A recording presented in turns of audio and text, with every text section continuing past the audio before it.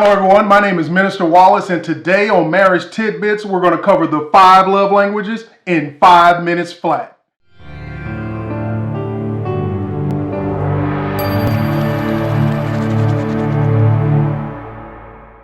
Again, thank you for tuning in. As I said, we're going to cover the 5 love languages by Gary Chapman. This is a fantastic book. Fantastic class. Many of you have probably already seen it. If you have not, the 5 love languages are 5 things that resonate with your spouse. The term love language is given because these are 5 methods of communication that again will get through to your spouse. And when you understand your spouse's primary love language, you will be better able to communicate with them. I know you all are in love. Everybody falls in love, but how do you stay in love? How do you communicate? Because it's times that y'all in love, that's all good and fine, but man, y'all just not, you say one thing, he thinks it's this, and she say something to you, you get offended, you upset, blah, blah, blah. It goes on and on and on. Y'all just don't, y'all in love, but he don't understand me, she don't understand me.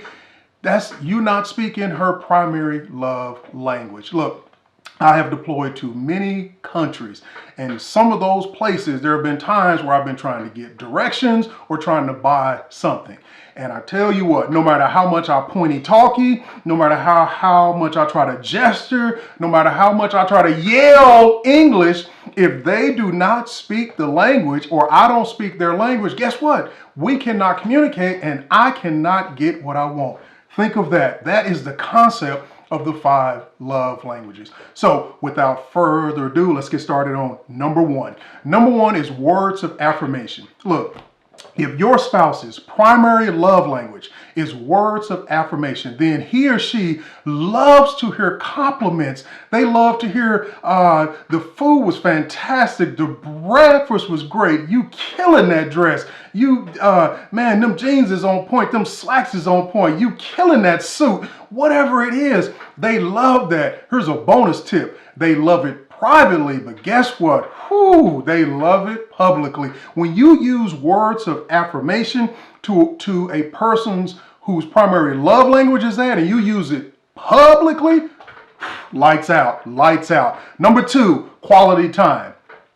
Quality time. Now, I'm not talking about Family Dollar time.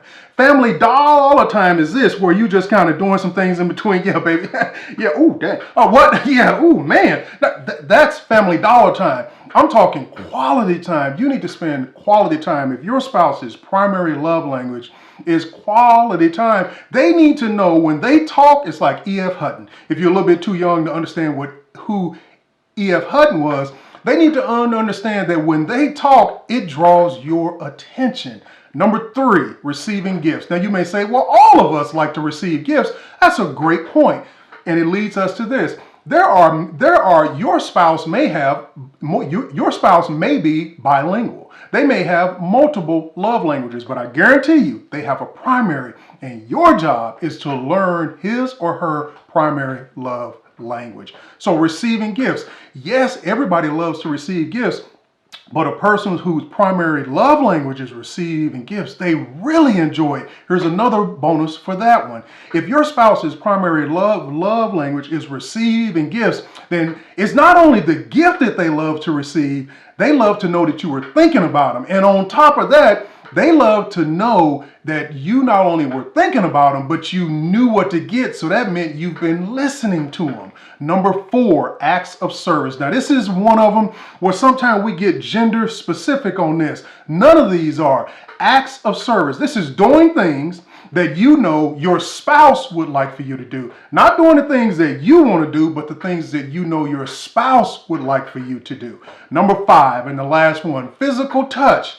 Holding hands, booed up, smooching, lovey-dovey, all that type of stuff. If your spouse's primary love language is physical touch, that's what they want. Look, only do these. Only learn your spouse's love language if they're important to you. If your spouse is important to you, then you need to learn their primary love language. With that, I would say God bless you. And if your marriage is important, keep trying. Amen.